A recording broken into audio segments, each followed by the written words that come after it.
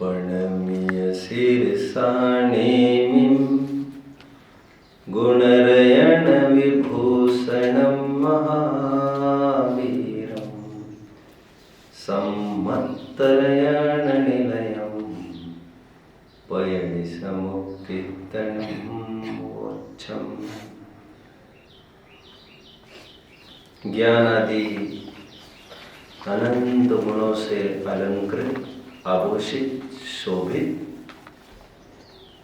ऐसे निमिनाथ भगवान को, जो वास्तव में महावीर है, महान रूप से तथा विशेष रूप से ज्ञान आदि लक्ष्मी को देने वाले हैं, ऐसे निमिनाथ भगवान को नमस्कार करके मैं प्रकृति समुत्कीर्तन नाम का अधिकार कहूँगा। ऐसा मंगलाचरण नेमिचंद्र सिद्धांत चक्रवर्ती ने गोमटसार कर्मकांड में किया है। कैसे है वे नेमिनाथ भगवान? धर्म की धुरी समान, धर्म रूपी चक्र, धर्म रूपी पहिए की आधारशिला। नेमिनाथ भगवान का जीवन हमारे सुधार के लिए, आत्मकल्याण के लिए एक जबरदस्त संबल है। उनके जीवन की हर एक एक्टिविटी एक आइडियल और आदर्श के रूप में देखी जा सकती है। नेमिनाथ भगवान के जीवन का कुछ हिस्सा हम देख चुके थे। बारात जूनागढ़ की ओर चल रही है। प्रसंग शादी का है। अभी कहने की जरूरत नहीं है, प्रसंग कोई भी हो, आत्मकल्याण करने के लिए present time is the best time. शुभस्य शीघ्रम, जब जागो तब सवेरा। अच्छा काम करने के लिए कोई चौघड़िया, कोई कुंडलिया, कोई तिथिया, कोई तारीखें, कोई मुहूर्त, कोई नक्षत्र बाधक नहीं होते। जिस समय में विकल्प आया अच्छा काम करने का, दूसरा समय नहीं लगाना चाहिए। रावण के मरते समय हिंदू संस्कृति मानती है, रावण के मरते समय रामचंद्र जी ने कहा, जाओ रावण से विद्या लेके आओ। आप सब जानते होंगे रावण ने विद्या देने से इनकार कर दिया, क्योंकि वो खड़ा था सिर के पास जाकर, और आकर ये कहता है लक्ष्मण राम को, कैसा घमंडी है, मैं विद्या मांगने गया कुछ दी भी नहीं। अरे तू मांगने गया है, मांगने वाला गर्जी होता है, गरज में मर्ज थोड़ी चलती है। गर्जी है वो, मर्जी नहीं चाहिए, उसे समर्पण चाहिए। रामचंद्र जी ने कहा तुम चरणों में जाकर खड़े रहते। वो चरणों में जाकर खड़ा रहा। उसने 3 विद्याएं दी कहते हैं बच्चों। उसमें जो महत्वपूर्ण बात है वो मैं कह दूं। एक बात तो ये कही रावण ने कि मुझे सीता के प्रति नियत बिगड़ी, उतने ही समय का थोड़ा सा अपराध हो गया, लेकिन उस समय को मैं चेस करता रहा, फॉलो करता रहा, पीछा करता रहा। इससे मेरा पतन हो गया। और मैंने आज शिक्षा ली है, जब भी कोई खराब विचार आए उसका पीछा नहीं करना चाहिए। जब भी खराब काम करने का भाव आए थोड़ा रुकना, जल्दबाजी नहीं करना। और एक विचार चलता था मुझे, यहां से स्वर्ग तक मैं सीढ़ियां बना दूं, और मैं ये सोचने लग गया बना दूंगा यार, कभी ना कभी हो जाएगा। तो दूसरी शिक्षा ये दे दी, जब भी अच्छा विचार बने तो शुभस्य शीघ्रम, you shouldn't procrastinate, you shouldn't delay. अभी खराब विचार आए तो सोचना, देख लेंगे, सोच लेंगे फिर से। अच्छा विचार आया तो सोच लेना चाहिए, अगले क्षण में ये परिणाम रहेंगे कि नहीं रहेंगे कह नहीं सकते। रावण ने अद्भुत 2 विद्याएं दी थी बच्चों। तात्पर्य मुझे कहने का ये है, it's never late to start a nice work. जब भी अच्छा काम चालू करना है, वर्तमान समय ही बेस्ट टाइम हुआ करता है। अभी प्रसंग कौन सा है देखिए जरा। शादी तय हुई है इनकी, रिश्ता तय हुआ है, दोनों में सम्मति हुई है और चल रही है बारात जूनागढ़ की ओर। प्रसंग तो ये है, अभी ये कोई विरक्त होने का प्रसंग है, लेकिन आत्म कल्याण के लिए कोई प्रसंग और अवसर नहीं देखे जाते। रामदास स्वामी का नाम सुना ही होगा बच्चों, शिवाजी महाराज के धर्मगुरु रामदास स्वामी। ये रामदास स्वामी जब अपनी युवा अवस्था में थे, जब उनकी शादी निश्चित हुई और इनके फेरे पड़ने ही वाले थे, जितने में जो अक्षता फेंकी जाती है ना, शादी का रिवाज है ना, शुभ मंगल सावधान। तो जैसे वो अक्षत फेंके गए उनके सिर पर, तो उनको ऐसा लगा ये अक्षत ये कह रहे हैं सावधान हो जाओ, बहुत बड़ी समस्या से गिरने वाले हो। बीच मंडप में ही भाग गए बच्चों। हमारे प्रतिमान योग में भी एक घटना ऐसे आती, फेरे पड़ने ही जा रहे, उसी में से दुम दबाकर नहीं भागे, पिंड छुड़ाकर भागे, अपनी जान बचाने के लिए भाग गए। रहीमन ब्याह ब्यादी है, सकुत जाह बचाए, पायन बेड़ी बांधत है, ढोल बजाए बजाए। रहीमन ये शिक्षा देते हैं, रहीमन ब्याह एक व्याधि है, एक व्याधि है शादी। सको हो तो जाओ बचाए, यदि संभव हो तो बच जाओ, टल जाओ इस शादी से। अरे फेरे पड़ने पर भी कुछ नहीं बिगड़ा है यार। जम्मू स्वामी घर पर भी आ गए थे पत्नियों के साथ, कहाँ बिगड़ा है? कोई ठेकेदारी नहीं बच्चों, कोई ठेकेदार नहीं। आत्म परिणाम जब तक विक्षिप्त और अस्थिर हो रहे थे तब तक किए गए ये सब आयोजन है, शादी के, भोजन के, थाली परोसी और दीक्षा लेके जा सकता है कोई। हर इस थाली की जब तक गरज थी तब तक रुके थे, अभी गरज ही नहीं है, अभी क्यों रुकेंगे? फिर थाली का क्या होगा? अरे तेरा क्या होगा? कितनी थालियों के लिए, कितने टुकड़ों के लिए मोहताज होता रहेगा जीवन भर, और थाली का जो होना है होता रहे, किसी प्यासे भूखे को मिल जाएगी। शादी इतना दुखदाई प्रसंग होने पर भी समझ में नहीं आता, लोग नगाड़े बजा बजा के अपने बंधन को क्यों घोषित कर रहे हैं? पायन बेड़ी बांधत है, आज तक कोई देखा है जब हथकड़ी लग जाए, पैर में बेड़ी लग जाए और बहुत कहे अभी वाद्य यंत्र चालू करो, अभी जश्न मनाओ, कोई कहता है? शादी का ऐसा प्रसंग है, पाये में बेड़ी बांधत है और ढोल बजाए बजाए। नेमिनाथ भगवान को क्या सूची देखी अभी, कोई प्रसंग बनना था। वैसे आपको जानकर आश्चर्य होगा, हमारे 24 तीर्थंकरों में 19वें तीर्थंकर हुए हैं मल्लीनाथ। बहुत ही कम लोग जानते, उनका भी सेम प्रसंग बना है बच्चों, सेम। इनका भी शादी के लिए बारात निकल रही थी, इनकी भी। पंचबाल यति में 3 तीर्थंकर तो ऐसे हैं जिनके कोई शादी का कोई प्रस्ताव ही नहीं था, कोई बात ही नहीं थी ऐसी। लेकिन मल्लीनाथ की भी शादी तय हुई थी और इनकी भी बारात जा रही थी। जाते जाते अचानक मल्लीनाथ ने सजे हुए दैदीप्यमान श्रृंगारित बड़े बड़े महल देखे। शादी के निमित्त से होती है ना लाइटिंग वगैरह, कुछ विद्युत रोशनाई आदि से सब सजाया गया था। तो वो देखते रह गए, उनको लगा क्या सजाया क्या सजाया। देखते देखते अचानक उनको जाति स्मरण हो गया। जाति स्मरण मतलब पूर्व भव का ज्ञान।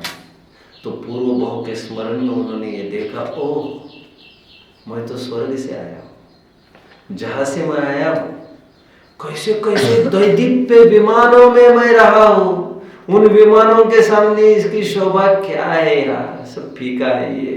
मैं वहां पर भी चैन सुख नहीं पा पाया, अब यहां कैसे पा लूंगा।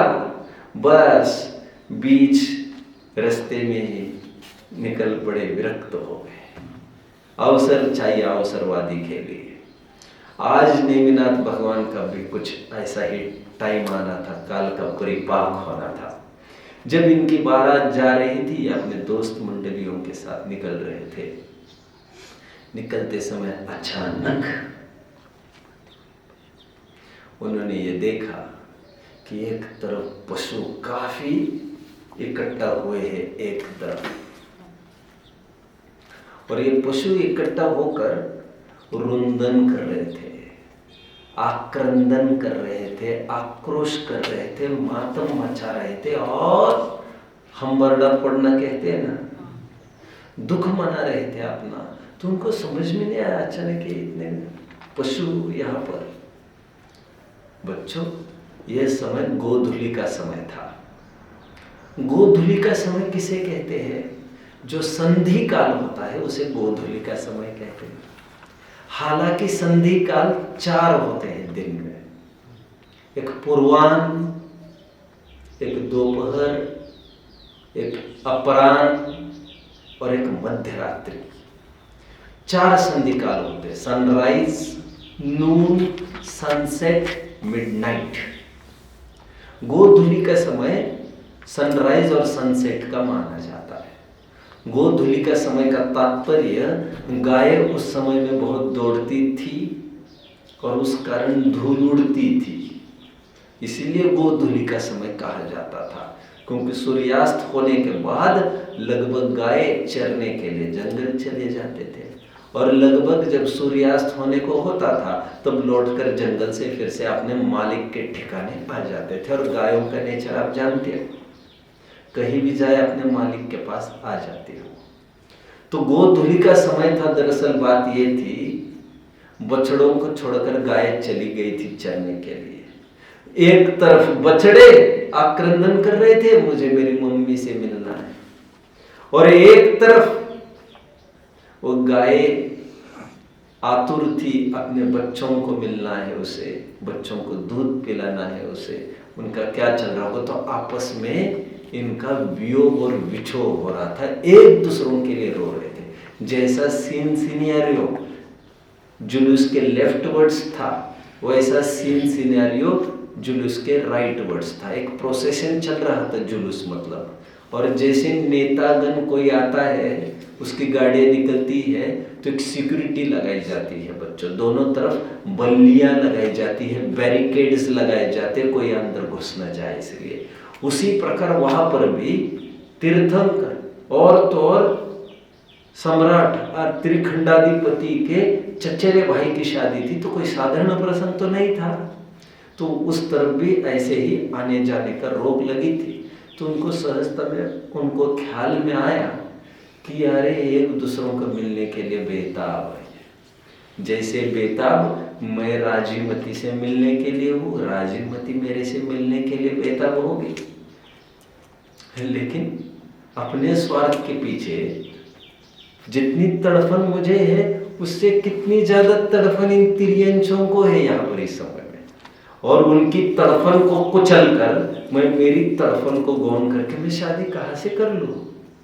जो विरक्त चित्त जीव होते हैं, जो बहुत भद्र परिणामी और मृदु स्वभावी होते हैं, उनको जरा सा प्रसंग काफी होता है। अशोक का जब टाइम आना था, सम्राट अशोक कितनी लड़ाइयाँ की थी उसने, लेकिन कलिंग का एक युद्ध इसने जब किया, उसने जब मार काट छाट, जब शाम को देखने आया उसकी पत्नी के साथ, देखो अभी लड़ाई के मैदान से गए 2-5 घंटे पहले जीत कर विक्ट्री वर्ल्ड कप मिला था, और जब वो सहज में शाम को देखने आया पत्नी के साथ, जब ये सब इतनी लाशें देखी हजारों लाखों में, तो स्वयं को रोक नहीं पाया। इसीलिए कहा जाता है अशोका द ग्रेट, इसलिए कहा जाता है the war of Kalinga changed him. आज उसने सब प्रसंग देखा, निवृत्त हो गए, विरक्त हो गए राजा। उसने प्रतिज्ञा की, फिर एक साधु सन्यासी होने के भाव उसके होने लग गए, फिर जैन धर्म के आश्रय विशेष करने लग गया, स्वयं समाधि आदि की तैयारी करने लग गया, आदि आदि आदि। लेकिन एक टाइम आने की बात होती है, आज टाइम आया था और नेमिनाथ ने बस ये कह दिया कि मुझे अभी शादी नहीं करनी है, और वे वहीं से उतर गए और जूनागढ़ को छोड़कर वे वहीं से पास गिरनार था, गिरनार की ओर बढ़ गए। लोग देखते रह गए ये हो क्या रहा है। अचानक उनको समझते देर नहीं लगी, ये रथ जो यहाँ बढ़ना था वो रथ उस दिशा में कहाँ बढ़ रहा है। देवों का भी कुछ संकेत हुआ होगा, क्योंकि जब तीर्थंकर दीक्षा लेने को होते तो देवों के भारी संकेत होते हैं। आप जानते हैं ना, लोकांतिक देव भी आते हैं और अनुमोदना करते हैं, अच्छा कर रहे हो तुम दीक्षा ले रहे हो। तो देवों का विचरण चल, लोग समझते देर नहीं लगी, ये विरक्ति हो गए और दीक्षा लेने वाले। ये खबर आग की तरफ फैल गई और राजुल की तरफ भी फैल गई। वहां पर भी हाहाकार मच गया। अरे ये क्या हो गया, अभी शादी होनी थी और ये दीक्षा के बाद ये क्या हो रहा है। तो राजुल को काफी समझाने की कोशिश की गई कि ये तो अभी पीछे हटेंगे नहीं, ये तीर्थंकर के जीव और संकेत ऐसा ही कुछ कह रहे हैं, कोई बात नहीं, तुम्हारी दूसरी शादी का कुछ प्रावधान करते हैं, अभी कुछ भी तो नहीं हुआ था। लेकिन जो समझ तुम्हारी सोई समझ हमरी, हमारे नाथ हमारे स्वामी ने जो समझ उचित समझी है, हमारी भी वही समझ है। सहचारिणी उसी को तो कहते हैं बच्चों। पहले जमाने में जब भी आप ये पाएंगे अमुक जन दीक्षा लेके गया है, अमुक राजा, तो आप ये पाएंगे वो राजा अकेले दीक्षा होकर नहीं गया, उसके साथ जितनी भी रानियां होती थी वो सब की सब दीक्षा ले लेती थी। अरे घर के घर साफ होते थे, राजमहल के राजमहल, उनके राजकुमार हमने देखा ना। एक दिन मैं बोल रहा था, शायद उत्तम त्याग के दिन वज्रदंत चक्रवर्ती जब दीक्षा लेने को हो गए, 60,000 पुत्र उनके, सबके सब दीक्षा ले ली उन्होंने। कोई भी नहीं रहा है, कोई तो रहे वारिस पीछे, कोई तो भी रहे सब ये संभालने के लिए। अरे क्या संभालना है अभी। तो ऐसे भी हमारे पुराणों में काफी उल्लेख है। यहाँ तक भी उल्लेख मिलता है बच्चों कि रानी बहुत रुदन करने लग गई, आप मत जाओ छोड़कर, वो मोही थी समझ लो। तो फिर उन्होंने कहा एक पुत्र तो होने दो, 8 साल का तो होने दो, तो ठीक है 8 साल का हो जाएगा तो थोड़ा समझदार हो जाएगा, राजपाट करने लग जाएगा तो मैं जाऊंगा। तो रानी को लगा ठीक है, हमें भी थोड़ा सहारा हो जाएगा, पति नहीं तो पुत्र ही सही। तो 8 साल होते ही निकल कर चले गए। हमारे पुराण में ऐसे भी उल्लेख है बच्चों, जो 8 साल दूर लड़का हुआ, संभालते रहो, चले गए, ये हो जाएगा वारिस, अभी सिंहासन ही संभालेगा। अरे भाई हमारे ग्रंथों में ऐसे भी उल्लेख है जो लड़का होने की भी राह नहीं देखी, अभी गर्भवती हुई, अरे ये भी तो पता नहीं अभी लड़का होगा कि लड़की होगी। और राजपाट तो तभी होता है जब लड़का हुआ जाता है। रानी लक्ष्मीबाई इसलिए तो लपेटे में आ गई, उसको कोई वारिस ही नहीं था, तो राजपाट चल नहीं पाया, अंग्रेजों ने खत्म कर दिया। लड़की थी उसकी, और लड़की तो काम नहीं आ सकती। तो हमारे ग्रंथ में ऐसे भी उल्लेख है, भैया लड़का हो नहीं तो लड़की हो, गर्भ पर, ऑन द वॉम्ब, गर्भ पर रास तिलक करके चले गए। लड़का होगा तो सिंहासन संभालेगा, लड़की होगी तो कोई अच्छा दामाद देखकर उसे सिंहासन पर बिठाया जाए। अभी हम चले अपने सिंहासन पर बैठने के लिए। ये नेमिनाथ देखो, अभी नेमिनाथ को विरक्ति हो गई, वो बड़े गिरनार की ओर। और राजुल ने भी ये समझा, पत्नीत्व को अंगीकार नहीं कर सके तो कोई बात नहीं, स्वामी तो वे मेरे वैसे भी होंगे, भोग के नहीं सही, योग के सही, पत्नीत्व नहीं तो शिष्यत्व तो अंगीकार कर ही सकती हूँ ना मैं। तो हम बराबर सहधर्मिणी है, गृहस्थ धर्म नहीं तो हम वितराग धर्म को सहचारी होंगे। और वो बनी समोशरण जब लगा, तीर्थंकर जब हो गए नेमिनाथ, तो वो राजुल बनी थी गणिनी। गणिनी समझ में आता है, जैसे गणधर कहा जाता है पुरुषों में, स्त्रियों में कहा जाता है गणिनी। साधनारी का नहीं, सभा के वो गणिनी बन गए थे। आइए नेमिनाथ की तरफ फिर से। नेमिनाथ बढ़ गए गिरनार की ओर, और 56 दिन तक बच्चों वे अपनी साधना करते रहे। और 56वें दिन ही इन्हें केवल ज्ञान की प्राप्ति हुई। और केवल ज्ञान प्राप्त होने पर 300 वर्ष तक इनकी दिव्य ध्वनि सर्वत्र खिलती रही, और 1000 वर्ष की आयु पूर्ण होने पर ये वहीं से गिरनार जी से ही निर्वाण को प्राप्त हो गए। हम देख पा रहे होंगे गिरनार की कितनी विशेषता है बच्चों। ये गिरनार दीक्षा भूमि भी है नेमिनाथ की, तपोभूमि भी है नेमिनाथ की, केवल ज्ञान कल्याणक भी यहीं पर हुआ है उनका, निर्वाण कल्याणक भी यहीं पर हुआ है। कितनी स्पेशलिटीज है इस गिरनार की। इसी गिरनार का दूसरा नाम उर्जयंत गिरी है।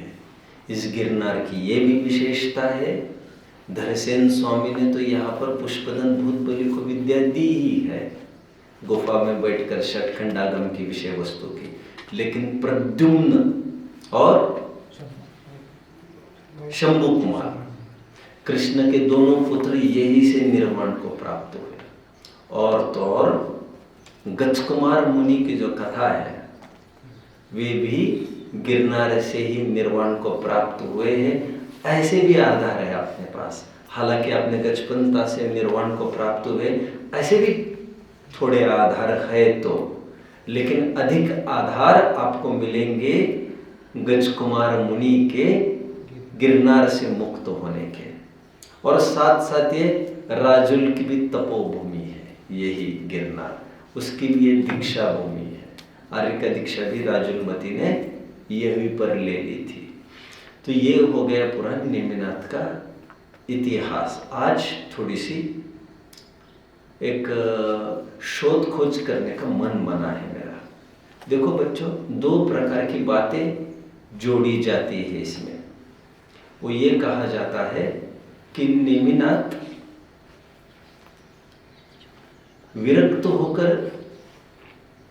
होकर तो दीक्षा ली ही जाती, बट उनका जुलूस, उनकी बारात नहीं निकल रही थी, ना शादी का कोई प्रस्ताव भी आया था उनका, ऐसा किसी जनों की मान्यता है।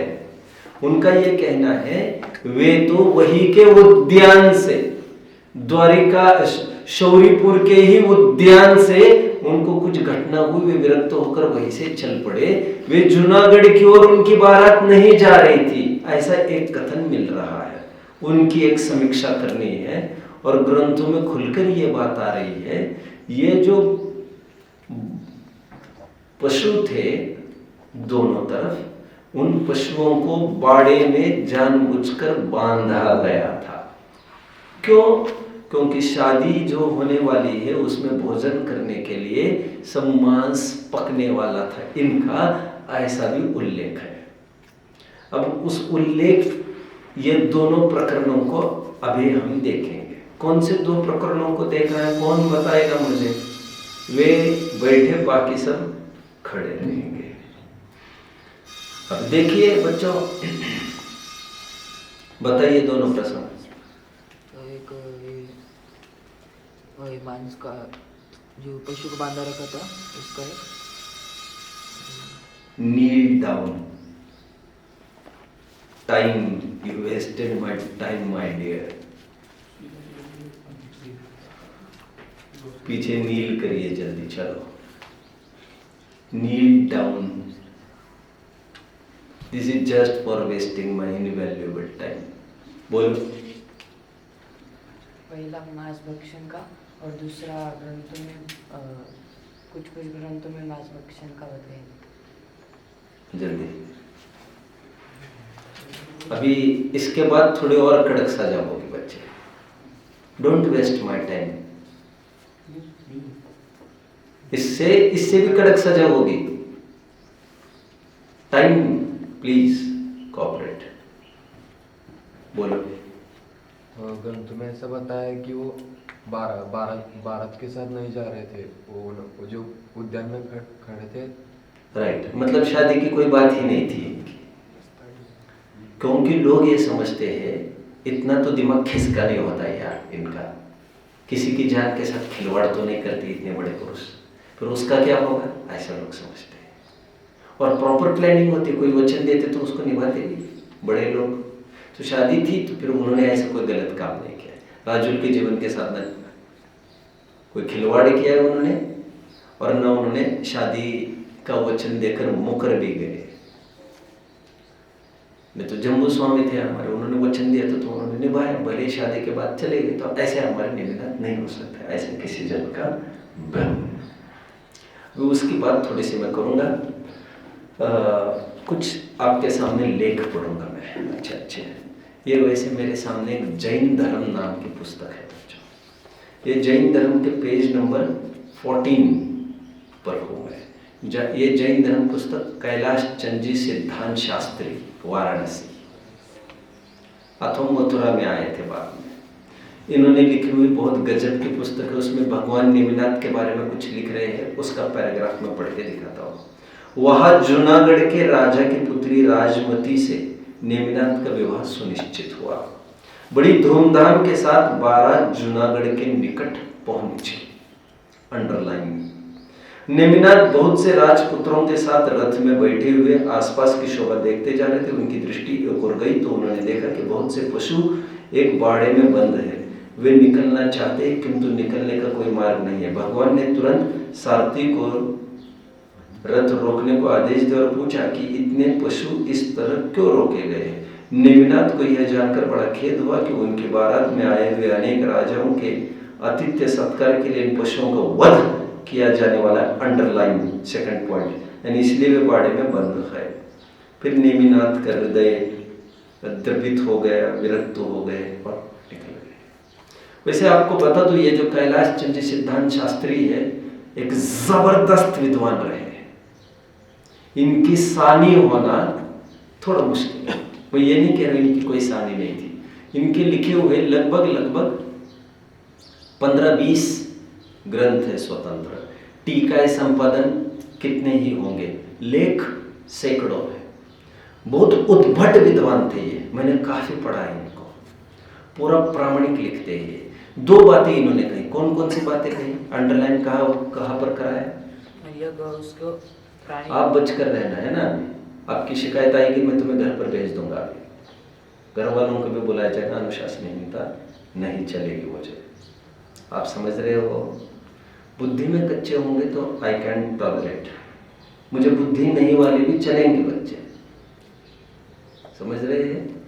लेकिन चारित्रिक पतन को मैं टॉलरेट नहीं करता हूँ। और मैं ये समझता हूँ वे बच्चे विद्यार्जन के पात्र नहीं है, समझ रहे हो। और बात 1-2 बार नहीं है। I have been repeatedly telling you. तो मुझे उसकी सख्त एलर्जी। आप विद्यार्थी, अभी विद्यार्थी जैसा ही आपको रहना चाहिए। ब्रह्मचर्य आश्रम आपका चाहिए, समझ रहे हैं। और मैं नहीं समझता न पंडित जी पहनते न गुरु जी कुछ ऐसा करते, और हम भी ऐसा कुछ करते नहीं हैं। यहाँ पर आपके सामने दिखे ऐसे भी कोई लोग है नहीं यार।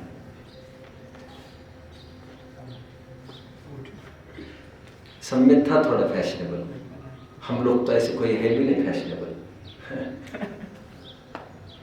चलो ठीक है, चलो बोलो आप। तो प्राणी को उसमें कैद किया था। आप जैन शासन के एथिक्स फॉलो करेंगे, हम तुमसे प्रेम करेंगे। सीधा सौदा है।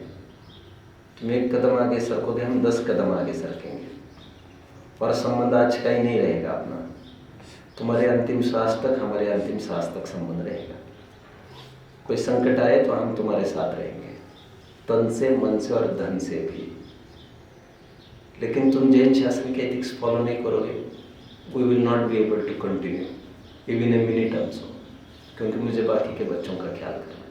तुमको देखकर और भी किसी को लगेगा, किसी को देखकर और लगेगा। मैं ये नहीं चाहता। चारित्रिक पतन आई डोंट टॉलरेट। बाकी सब चलेगा, सब चलेगा बाकी का। चलो बोलो, बोलो आप बोलो अभी। एक तो जो उनके शादी में जो बारात में जो मेहमान आए थे उनके लिए पशु रखे थे उधर। बारात जाने की भी बात कर रही है और मांसाहार होने की भी बात कर रही है कैलाश चंद। और मैं साथ साथ कहता जा रहा हूँ बच्चों, यह अत्यंत प्रामाणिक है।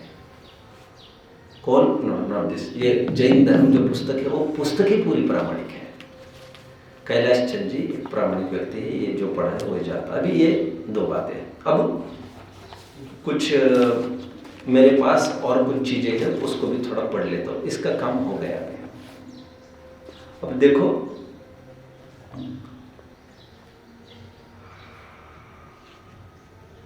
इस पुस्तक को लिखने के बाद एक जन ने, पहले कैसे डिबेट्स होते थे वो सैंपल भी दिखा रहा हूं मैं आपको। एक जन ने वीरवाणी पत्रिका में क्या लिखा है देखो।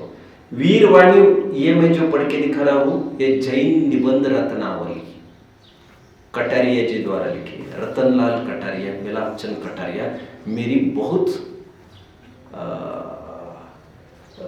दिल की पुस्तक है, बहुत जबरदस्त पुस्तक है। मैं इसे बहुत चाहता हूँ इस पुस्तक को। इसमें 55 निबंध है अलग अलग, जैन निबंध रत्नावली।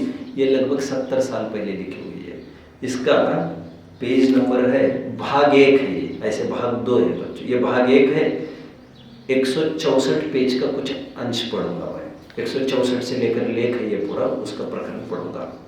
देखो डिबेट होते थे तो कैसे होते थे।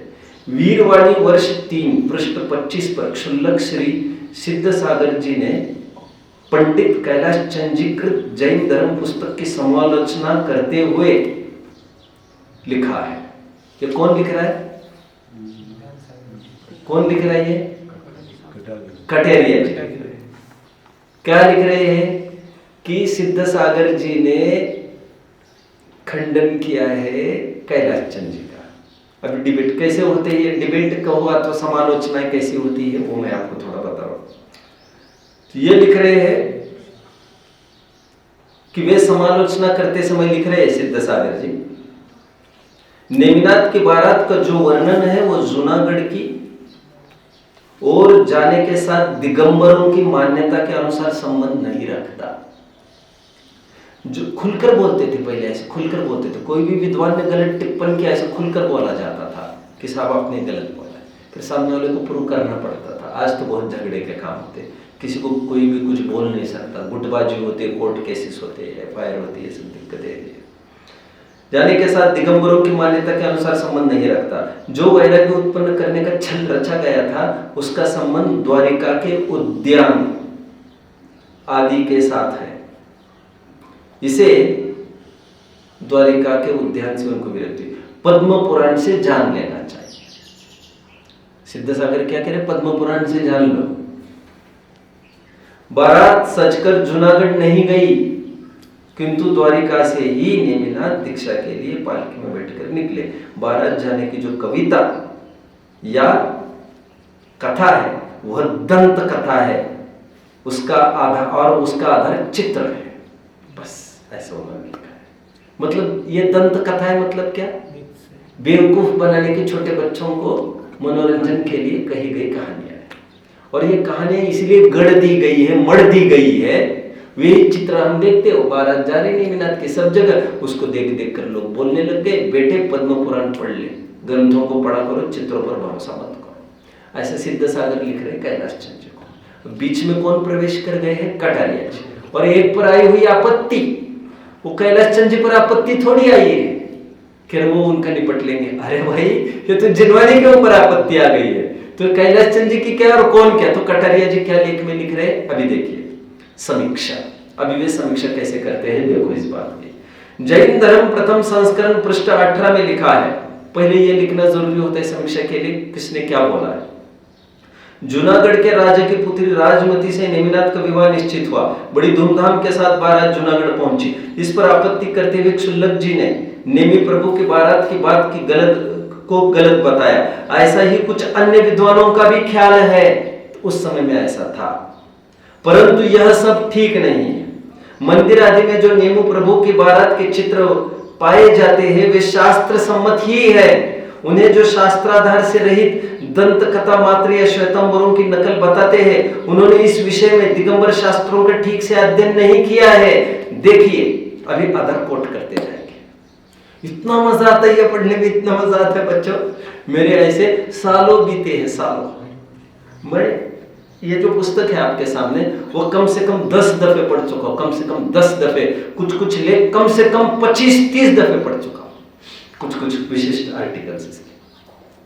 और ऐसे ही दूसरा भाग है, वो भी 700-800 पेजेस का, वो भी 10-12-15 बार पढ़ चुका हूं पूरी। कुछ कुछ तो मुंह जबानी याद है मुझे वैसे के वैसे आर्टिकल से भी, क्योंकि काफी डिलीवरी भी किए सेशंस में। कितने जन को समझ में आ रही विषय वस्तु आ गई? वकालत की भाषा कितने जन समझ रहे हैं? कितने जन प्रभावित हुए? हाँ, गजब का प्रेजेंटेशन किया जा रहा है, ठीक है।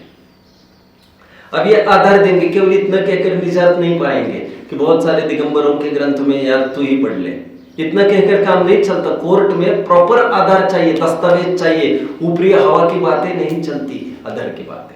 यार मेरे ऊपर विश्वास नहीं है क्या, बहुत जगह लिखा है, ऐसा कोर्ट में नहीं चलता। आपस में मित्रता में चल सकता है। उत्तर पुराण पर्व 71 में लिखा है 149वां श्लोक उत्तर पुराण को कोट कर रहे हैं। कौन? कटारिया जी कोट कर रहे, राइट। कटारिया जी ये केकड़ी के थे, अजमेर के पास, राजस्थान के, बहुत उद्भट विद्वान रहे। अभी देखो उत्तर पुराण को कोट कर रहे, उस उत्तर पुराण में क्या लिखा? पंचरत्नों का सुंदर विवाह मंडप बनवाया, उसके बीच में वेदी बनवाई, जिसके ऊपर विस्तृत बहुमूल्य वस्त्र तना हुआ था। वह सुवर्ण की चौकी पर नेमि कुमार ने वधु राजमती के साथ आदि आदि आदि आदि, मतलब जाहिर हो गई बात कि विवाह का प्रसंग चल रहा था। जो लोग ये कहते विवाह का ऐसा कोई प्रसंग नहीं चल रहा, तो वे क्यों कहना चाहते? दरअसल वो समझते हैं नेमिनाथ इतना खराब काम नहीं कर सकता, उनको वही समझ में नहीं आ रहा है, इसलिए वो प्रोटेक्ट करने के चक्कर में। समझ रहे बात को? और वो भी पद्म पुराण का आदर दे रहे हैं, ऐसे वे बोल तो रहे हैं। अभी इन्होंने भी उत्तर पुराण का आदर दिया है कि नहीं, बारात जा रही थी। अभी और नेमि निर्वाण नाम का और एक ग्रंथ है, पर्व 12 में लिखा है, वे सब श्लोक यहाँ पर कोट किए गए। विवाहार्थम प्रतिष्ठा स्वरूप में, संस्कृत नहीं पढ़ रहा हूं, छोड़ दीजिए, इसमें काफी छंद कोट किए हैं, वो मूल में पढ़ लेना चाहिए, अर्थ पढ़ता हो। विवाह के लिए उग्रसेन की नगरी को प्रयाण करने के इच्छुक नेमि प्रभु ने अलंकार धारण किए। बंधु बांधवों के साथ वर के प्रस्थान करने की सूचना तुरही के शब्दों के साथ समधि के नगर में पहुंची, मतलब तुरंत पहुंच गए। 3 लोग के वर, ऐसे नेमिनाथ वर को देखने के लिए भगकर नगर की स्त्रियां मकानों के ऊपरी खंड पर जा बैठी और परस्पर नेमिनाथ के रूप की चर्चा करने लगी, आदि आदि आदि आदि सिद्ध किया। आगे पांडव पुराण पर्व 22 में लिखा है, देखो आधार कैसे दिए जाते हैं बच्चों। तीसरा आधार दे रहे, विवाहार्थम जिनी, अब यहां पर भी संस्कृत नहीं पढ़ता, अर्थ नेमि कुमार ने विवाह के लिए प्रस्थान किया और पशुओं को देखा, डैश डैश डैश डैश, खत्म। आगे राजुल का एक 12 मासा उपलब्ध है।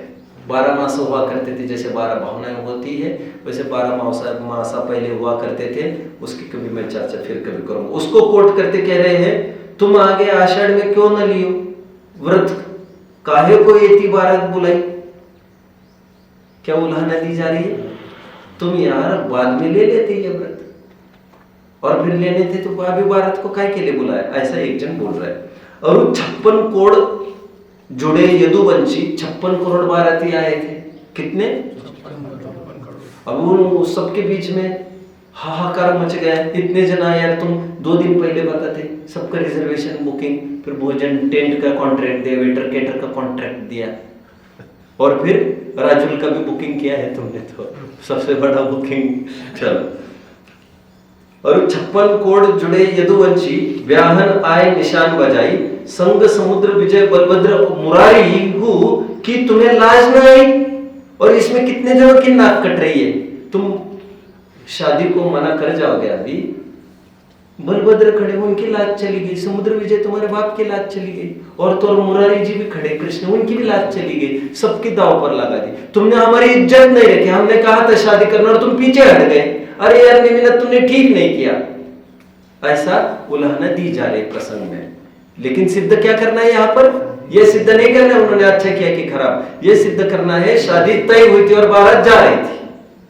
नेमि पिया उठ आओ घरे, क्या कवि क्या कह रहे हैं? नेमि पिया, राजुल बोल रही है, हालांकि कवि के जुबानी, क्या नेमि पिया उठाओ घरे, अभी भी इसका जोर लगा रही है। ये किस में लगा रही है? गिरनार से उठाकर लाने में अभी भी जोर लगा रही है। नेमि पिया उठाओ घरे, इन बर्तन में कहो कौन बढ़ाई, क्या रखा है ये मुनि अवस्था में, आजा घर पर। ऐसा वो कवि कह रहा है। राजुल की रुदन वो कवि कह रहा है। इन प्रसंग से कहना क्या है बच्चों, कि बारात जा रही थी। पहले बिंदु की ही हम अभी फिलहाल चर्चा कर रहे हैं, दूसरे बिंदु को हमने छुआ नहीं। और भी काफी आदर है, नेमी ब्याह का भी उल्लेख है काफी गिरनार गौरव में। हाँ, और गिरनार गौरव पृष्ठ 26 में इतिहासज्ञ विद्वान बाबू कामता प्रसाद जी ने भी लिखा है। कामता प्रसाद जी एक अच्छे विद्वान हुए हैं अभी के। जब नेमी कुमार का विवाह होने लगा और बारात जूनागढ़ गई, तब एक करुणाजनक दृश्य ने बस इन सब उल्लेखों से पूरा कर रहे हैं उल्लेख को। इन सब उल्लेखों से यह स्पष्ट है कि नेमी कुमार विवाह के लिए बारात सजाकर गए थे। पंडित कैलाश चंद्र जी शास्त्री ने जो इस विषय में लिखा है वो गलत नहीं है, बल्कि शास्त्राधार से युक्त। एक प्रश्न आपको अभी भी खड़ा हो रहा होगा, वो कौन सा?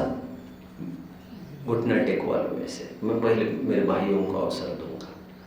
बोलो, आपकी पीड़ा मेरी ही तो पीड़ा है, बोलो बोलो, क्या प्रश्न उत्पन्न हो रहा होगा आपको? क्या होना चाहिए? खड़े रहो। क्या होना चाहिए था आपको प्रश्न? क्या होना चाहिए था प्रश्न खड़ा है? तो समाधान तो दे दिया इन्होंने, सिद्ध किया, लेकिन क्या प्रश्न आपको उत्पन्न होना चाहिए? कि सही में बारात गई थी क्या? सही में बारात है तो ग्रंथ का आधार दे ही रहे। प्रश्न ये उत्पन्न होना चाहिए, उन्होंने भी आधार दिया था पद्म पुराण का। प्रश्न ये उत्पन्न हो जाए, और पद्म पुराण के बारे में बात ही नहीं कर रहे कुछ, तो उसके आधार का क्या होगा? ये प्रश्न आपको उत्पन्न होना चाहिए था। ये मान के चलिए कुछ आधार से बात कर रहे हैं, लेकिन वे भी निराधार बात नहीं कर रहे ना। तो तुमने 10 आचार्यों को रखा, हम एक भी आचार्य को रखेंगे तो मामला बराबरी का हो जाएगा। यहाँ पर 10 अगेंस्ट 1 नहीं रहेगा, क्योंकि सभी सत्य महाव्रती है, कोई किसी से कमजोर नहीं है, संख्या से काम नहीं बनेगा। कौन बता पाएगा क्या प्रश्न उत्पन्न होना चाहिए? तो कौन नहीं बता पाएगा? वे ही बने रहो, बाकी सब बैठो। देखो साफ साफ कह दिया मैंने, फिर खड़े और ये तीनों को ये भी नहीं लग रहा यार। ठीक है, आगे बोलो उत्तर।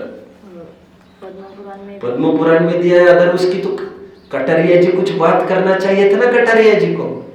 उनका कथन भी है और वो साफ गलत भी बता रहे, स्यादवाद भी नहीं लगा रहे। कथनचित ऐसा, कथनचित वैसा, कथनचित शादी, कथनचित स्यात शादी, स्यात अशादी, ऐसी भी बात नहीं कर रहे। पद्म पुराण का पत्ता ही नहीं उठाया इन्होंने, अभी उठा रहे हैं। किस प्रकार उठा रहे देखो। क्षुल्लक जी 10 मिनट से चलता होगा तो थोड़ा अवॉइड कर सकते हैं। देखो क्या हो सकता है। हाँ, क्षुल्लक जी ने अपने कथन के समर्थन में लिखा है कि इसे पद्म पुराण से जान लेना चाहिए। मुद्दा आ गया, उसकी भी बात करना पड़ती है। जो आलोचना करता है वो एकदम चुस्त चाहिए, कहीं से भी गोलियां चल सकती है, इसमें कोई नियम नहीं है। आगे से ही तलवार चलाना, पीछे से नहीं चलाना, इस उम्र में चलाना, शिथिलावस्था में नहीं, कहीं से भी हथियार चल जाते हैं। कह रहे शुल्लक जी ने ये जो कथन किया के समर्थन में लिखा है कि इसे पद्म पुराण से जान लेना चाहिए, सो बिल्कुल भ्रांत है, क्योंकि पद्म पुराण में एतत् विषय कोई कथन ही नहीं है। ऐसा भी होता है। दूसरा है कि रामचंद्र जी पहले हुए हैं और बाद में नेमिनाथ जी हुए हैं। नहीं, ऐसा नहीं। लेकिन पद्म पुराण तो अभी लिखा गया और पद्म पुराण में आगे पीछे के भी वर्णन है। बात वो ग्रंथ के हवाले की है। हालांकि कितने जन मुझे फॉलो कर रहे हैं, उसमें पद्म पुराण में वो कथन ही नहीं है। अभी आपको एक प्रश्न उत्पन्न हो रहा होगा, फिर बोलो क्या प्रश्न उत्पन्न होना चाहिए? पनिशमेंट वालों को प्रश्न है। फिर सिद्ध सागर ने यह ऐसे लिखा कैसे? फिर अब उसने कैसे लिखा ये हम कैसे कहे? हम तो कह रहे यार तुम सो तो नहीं रहे थे। आगे क्या कह रहे देखो ये सो बिल्कुल भ्रांत है, क्योंकि पद्म पुराण में इस विषय कोई कथन ही नहीं है। हाँ, हरिवंश पुराण सर्ग 55 श्लोक 71 से 208 में जरूर क्षुल्लक जी का कथन पाया जाता है। क्या मेहनत की इन्होंने, समझ में आया आपको? पहले तो ये कह रहे पद्म पुराण में नहीं है बाबा, वो हरिवंश पुराण में है। मतलब ये भी जानता हूं मैं, ये पेज भी अलग हो गया है इसका, बहुत पुरानी कॉपीज है ना। मैं इसको करोड़ों की संपत्ति से ज्यादा चाहता हूं, इसे करोड़ों की संपत्ति से ज्यादा मैं इन पुस्तकों को चाहता हूं, क्योंकि पुस्तकों की छपाई बंद हो चुकी है। इसकी पीडीएफ भी शायद लोडेड नहीं है। मतलब मेरे पास कैसे है मैं कैसे बताऊं आपको। और मैं कितना गिड़गिड़ाता था, कोई बड़ा विद्वान दिखता था जो बुजुर्ग अभी जाने वाला है, उनको कहता था साहब आप दे दो दे दो दे दो दे दो। और कोई ग्रंथ कैसे देगा? संपत्ति दे सकता है कोई किसी को। एक विद्वान ग्रंथ कीमत आंकता है, जो ग्रंथ दुर्लभ होते हैं उनकी। देखो अब इन्होंने कितना अध्ययन किया है, इन्होंने हरिवंश पुराण भी पढ़ लिया। इसके लिए कह रहे हैं उसने नेमी कुमार का हरिवंश पुराण में जरूर पाया जाता है, यानी उसमें नेमी कुमार का विवाहार्थ प्रस्थान करने का वर्णन नहीं है, किंतु ऐसा है। लेकिन मात्र हरिवंश पुराण के आधार से नेमिनाथ की बारात के वर्णन को दंत कथा कहना, किसी लेखक के ऐसे कथन पर आपत्ति करना, ऐसे चित्र आदि को गलत और दिगंबर विरुद्ध बताना तो उचित नहीं कहा जा सकता, क्योंकि अन्य अनेक ग्रंथ में स्पष्टतया नेमी प्रभु की बारात का वर्णन है। अतः उत्तर पुराण, नेमी निर्वाण आदि प्राचीन मान्य ग्रंथों के आधार से नेमी प्रभु की बारात की बात को सही ही समझना चाहिए। लेकिन एक प्रश्न अभी भी तुम्हारे दिमाग में होना चाहिए, वो क्या बच्चों, क्या क्या होना चाहिए आपके दिमाग में? जरा बताओगे मुझे? जरा बताओगे बच्चों, जरा बताओगे? अभी भी एक प्रश्न उत्पन्न होना चाहिए, वो क्या क्या उत्पन्न होना चाहिए? खड़े वालों में से कोई नहीं, बैठे वालों में से मुझे खड़े देखना है आप सबको एक बार। क्या प्रश्न उत्पन्न होना चाहिए? क्या प्रश्न उत्पन्न होना चाहिए था? बताओ जरा बच्चों। प्रश्न ये उत्पन्न होना बहुत जरूरी है हमें फिलहाल बच्चों। हरिवंश पुराण तो हरिवंश पुराण सही, लेकिन उसमें ऐसा कैसे लिखा? ये प्रश्न उत्पन्न होना चाहिए। और इसमें भी लिखा है और इसके आधार से कोई गलत कहता है, हालांकि उसमें से आद्वात बोलता हो, जैसे नेमिनाथ का जन्म कोई शौरीपुर से कहता है, कोई द्वारावती से कहता, द्वारका नगरी से, तो उसमें से आद्वात तो लगा लिया, लेकिन से आद्वात इसमें नहीं लगाना चाह रहे हम। क्यों? क्योंकि तुम्हें आक्षेप करना है नेमिनाथ पर कि उसने काम खराब किया है। और अभी तो ये तो आन बान शान का विषय बन गया, और हमें सुरक्षा करना गरज है अभी कंसेप्ट क्लियरेंस की। आपको ये क्या प्रश्न उत्पन्न होना चाहिए था? मुझे जो कहना था, क्या कह रहा था मैं, कौन बताएगा? क्या प्रश्न उत्पन्न होना चाहिए था? हाथ खड़े वाले बैठ जाओ, तू तो नहीं बता पाएगा यार, बोल। लिख कर दिखाओगे तो भी चलेगा, लिख कर दिखा दो, क्योंकि शब्द नहीं निकलेंगे। मैं बैठा हूं ना, और तो और मेरे सामने और नहीं निकलते होंगे तुम्हारे। आर्नो सही लिख रहा है क्या? वो मुझे बता दो, सही लिख रहा है? चलो ठीक है।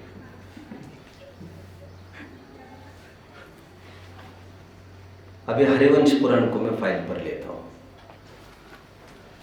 कटरिया जी थोड़े अच्छे मूड में होते तो लेख को और 1-2 पेज पढ़ा देते, कोई दिक्कत नहीं आती। यदि मैं होता मेरी कटरिया के लायकात का मैं आदमी नहीं हूं बच्चों, मैं कटरिया के पता मार्ग से ही मैं खड़ा रहा हूं। लेकिन मैं यदि होता और लेख लिखता तो मैं हरिवंश पुराण का भी पीछा करता थोड़ा।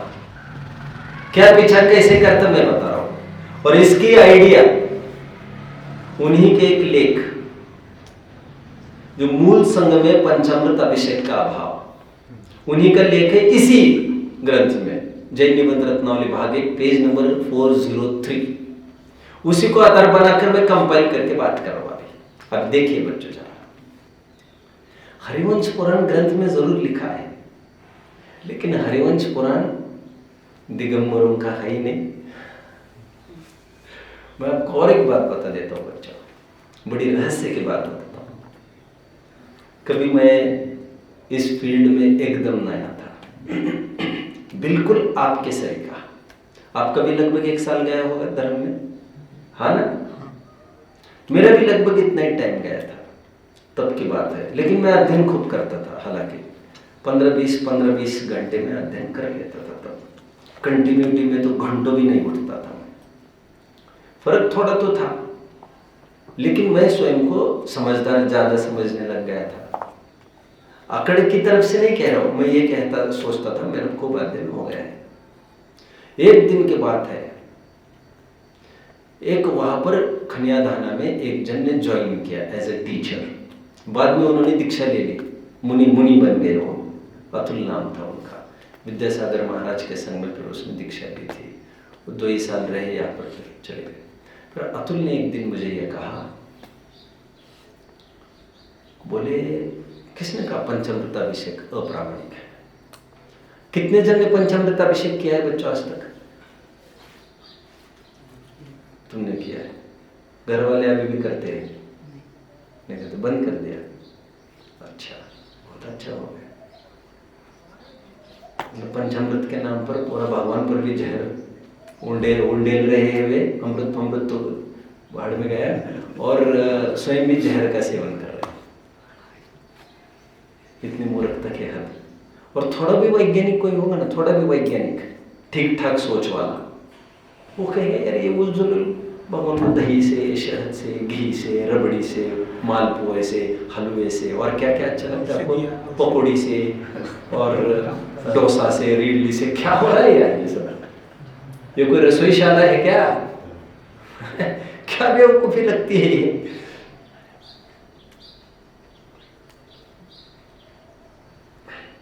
बाभ बोरकर जानते? एक कवि हुए बाभ बोरकर, हाँ? मराठी के कवि हुए। उनकी लाइन मैंने पढ़ी थी स्कूल लाइफ में, अरे देवा तुझ्यासाठी गागरीच्या गागरी,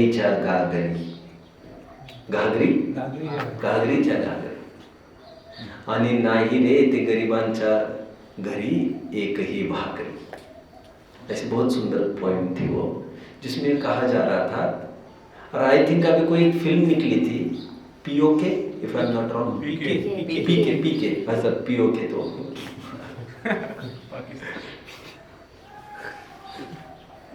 पाकिस्तान से संबंधित है वो तो। अच्छा पीके फिल्म थी कोई, उसमें यही था क्या कुछ? क्यों ऑब्जेक्शन उठाते यार भगवान को ये क्यों कर रहे हैं? यही है ना वो फिल्म? मांगे तुम्हें कभी दिखाया था उसमें? अच्छा ओके। मैंने फिल्म देखी नहीं है बच्चों, क्योंकि 20-30 साल में मेरा कोई ऐसा दुर्भाग्य रहा ही नहीं देखने का। तो लेकिन लोग कहते, जब मैं कहता हूँ तो लोग कहते उस फिल्म में ऐसे दिखा, लोगों से रहा नहीं जाता और मेरे से भी याद रह जाता, मैं क्या करूँ। तो आजकल मतलब जो समझदार है वो इसको मानेगा नहीं, लेकिन आज भी बुद्धू छाप लोग उसी को ढूंढ रहे हैं अभी भी, नहीं ऐसे तो करना है, हमारे बाप दादा कहते आ रहे। एनीवे, तो उस अतुल ने मुझे ये कहा पंचामृत अभिषेक ग्रंथाधार है बोले इसका, भगवान की वाणी है। उस दिन में चकरा गया, मुझे लगा, और उसका भी स्वाध्याय तो ठीक था वैसे, लेकिन ऐसा था जैसे मैंने कहा। तो मैंने कहा क्या बात करें? हाँ, फटाफट पुराण लेके आया, हरिवंश पुराण मेरे सामने खोल कर रख दिया और स्टाइल में बैठ गए एक तरफ, क्योंकि परेशान मैं बता रहा, उसको पता था। हरिवंश पुराण में मैंने मेरी आंखों से पढ़ा पंचामृताभिषेक मान्य। फिर 2 मिनट बाद आया, फिर पद्म पुराण खोल कर रख दिया, पढ़ बोले इसमें से। उसमें भी पंचामृताभिषेक का उल्लेख था। फिर माथा चकराया, वो बोला और ला रहा हूं। मैंने कहा यार इसी को तो पचाने दे, रुक जा। मेरा पेट भर गई ये तो नहीं कह सकता था, लेकिन दिमाग खराब हो गया था मेरा इन ग्रंथों में देख देख कर। और ये सही तो नहीं हो सकता यार, नहीं तो मैं आज धर्म छोड़ने को तैयार हूँ, छूटा ही समझ लो। और ये तो आचार्य ठीक था, क्या बात क्या है यार। नहीं, मैं किसी को भी नहीं बख्शता बच्चों, मैं किसी को भी नहीं बख्शता। मेरे सामने कोई भी आचार्य, कोई भी विद्वान, कोई मायने नहीं रखता। यदि तर्क युक्ति से उनकी कोई बात ही नहीं बैठेगी तो मैं उनका क्या कर लूंगा, उनका 1 मिनट भी नहीं लगेगा मुझे। आपने देखा ना मैंने उस दिन क्या कहा, टोडरमल जी चूक गए, कहा था मैंने, आप थे। ऐसे कई करेजियस डेयरिंग्स मैंने की है मेरे जीवन में, आप कल्पना नहीं करेंगे। और आज पूरी एंटायर मुमुक्ष समाज अंधेरे में, पूरी लगभग 2-5 की बात नहीं कर रहा हूँ, वे 2-5 इसलिए छोड़े हैं क्योंकि मेरी उनसे बात हुई है और अभी उनका मत परिवर्तन हुआ है। अभी भी नियम सार की 53वीं गाथा सब गलत करते हैं अर्थ, इसलिए मैंने पिछले 10 लक्षण में 53वीं गाथा का यहाँ पर भाव लिया था। खैर मैं अभी उसमें उलझना भी नहीं चाहता, और मैं ऐसा आदमी हूँ 10-10 ग्रंथ टटोल लेता हूँ फिर एक के पीछे, मैं रात भी जाने नहीं देता। खैर मैंने कहा ये क्या है यार, हरिवंश पुराण में, पद्म पुराण में अक्ल काम नहीं दे रही थी, लेकिन बहुत बाद में पता चला बच्चों, हरिवंश पुराण पढ़ने लग गए एक दिन तो उसमें एक प्रकरण आया बच्चों, एक प्रकरण ही आया कि बलभद्र स्वर्ग चले गए, 5वें स्वर्ग ब्रह्म स्वर्ग, और कृष्ण नरक चले गए। और दोनों भाई का प्रेम बहुत रहता है, आप जानते हैं। लाश धोई है 6-6 माह कृष्ण की बलभद्र ने, फिर वे स्वर्ग चले गए 5वें, और ये 3रे पृथ्वी चले गए। तो बलभद्र को, मैं पढ़ रहा था हरिवंश पुराण का प्रसंग बता रहा हूँ, तो बलभद्र को याद आई अपने, oh my brother Krishna, Kanha मेरी थी, अरे नीचे 3रे पृथ्वी में, यार एक बार विजिट करके आना, मिल के आना। अभी उनको भोजन पात तो कुछ करना नहीं, रसोई बनाकर मिल के आऊंगा। आप जानते ना भूख ही नहीं लगती देवों को, चलो मिलने गए, रात दिन का भी भेद नहीं वहां पर। तो कृष्ण को मिलने गए और कृष्ण को कहा, यार भाई तुम मेरे से जुदा हो गए। तो कृष्ण ने कहा, my brother we can do one thing. What? तुम जाओ और भरत क्षेत्र में प्रचार करा दो कि हम दोनों की प्रतिमाएं स्थापित करें जगह जगह। ऐसे मैंने उल्लेख पढ़ा है हरिवंश पुराण। मैंने कहा यार बलभद्र भी दिमाग से ठीक लग रहा था आज तक, कृष्ण भले ही नरक में गए हो लेकिन दिमाग से वो भी ठीक लगता था, लेकिन क्या प्रॉब्लम तो नहीं कुछ। अभी क्या किया इन्होंने, हम दोनों की प्रतिमा स्थापित करेंगे, खूब प्रचार कराओ, जबकि दोनों सम्यक दृष्टि, और सम्यक दृष्टि ऐसा कर सकता है? मुनि अवस्था मतलब पंच परमेष्टि की ही प्रतिमाएं हो सकती है बच्चों, साधारण गृहस्थ की तो हो नहीं सकती। तो मैंने सोचा ये क्या है हरिवंश पुराण में, पंचामृत अभिषेक को भी नहीं पचा पा रहा था, जितने भी दूसरा तीर आकर चुभ गया। अब उसको सोच नहीं पा रहा था तो एक दिन और 3रा एक तीर आकर चुभ गया। वो यह कि सौधर्म स्वर्ग में एक चर्चा चली एक बार, कह रहे हैं ये जो भूतल पर ये जो नंदीसेन मुनि है ना, नंदीसेन मुनि बोले वैयावृत्ति में बहुत जबरदस्त है, ये आदमी बहुत जबरदस्त है। तो देवों को लगा आज परीक्षा करने जाए इसकी, कितना वैयावृत्त करता है। तो परीक्षा करने के लिए देव रोगी मुनि का भेष बनाकर चले गए। क्या? रोगी मुनि का भेष बनाकर चले गए, और क्या कहा, आपकी अभी नहीं क्लास के प्रारंभ से ही आंखें मिच रही है और आप उसके लिए कुछ भी उपाय नहीं कर रहे हो। आंखें मिचना स्वाभाविक है, स्वाभाविक है, लेकिन कुछ भी प्रयास नहीं कर रहे हो उसको भगाने के लिए, यह अस्वाभाविक है। खड़े रहो, थोड़ा कुछ करो, थोड़ा कुछ करो मतलब व्यायाम आदि करने की बात नहीं कर रहा हूं, वरना कोई बाहर गया आंखें धो गया तो ये भी नहीं चलेगा।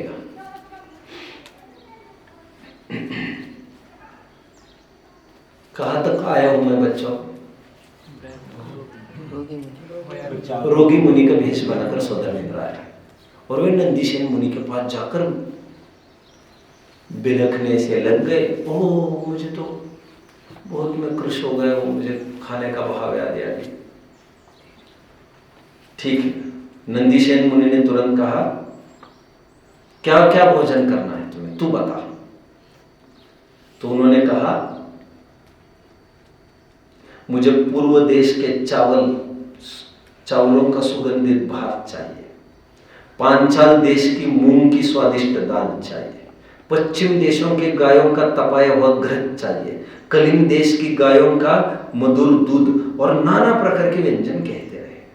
नंदीसेन मुनि सुनते रहे। नंदीसेन मुनि को बड़ी बड़ी सिद्धियां हुई थी। उसके प्रभाव से तुरंत फटाफट उसने सब भोजन अरेंज कराया, खूब भोजन कराया। सौधर्मेंद्र भी मान गए, यार वही वृत्ति में एक्सपर्ट है, और वो बहुत सारा और उसको बख्शिश वगैरह देकर चले गए। ये कथन सुनने को कैसा लगता है बच्चों आपको? बेवकूफी नहीं लग रही? मुनि कभी उद्दिष्ट भोजन लेते हैं क्या? और एक मुनि दूसरे मुनि को कराता है क्या? और रिद्धि सिद्धि द्वारा अर्जित भोजन कोई किसी को परोसा जाता है कि मुनियों को? तो फिर ये तिरा कर चुप गया। फिर एक दिन पढ़ते पढ़ते मैंने ये पढ़ा, नारद मोक्ष चले गए। मैंने कहा ये क्या पढ़ा यार, मैं सब जानते हैं नारद मर के नरक जाते हैं, नारद मर के मोक्ष जाने की कल्पना तो श्वेतंबर की है, अपनी तो है ही नहीं। फिर क्या हो गया बच्चों? और एक तीर चुभ गया। मैंने सोचा एक साथ ही उखाड़ देंगे, अभी एक एक क्या करें, और उखाड़ने की फुर्सत कहाँ मिली। फिर एक दिन पढ़ते पढ़ते हरिवंश पुराण में और एक प्रकरण पढ़ा।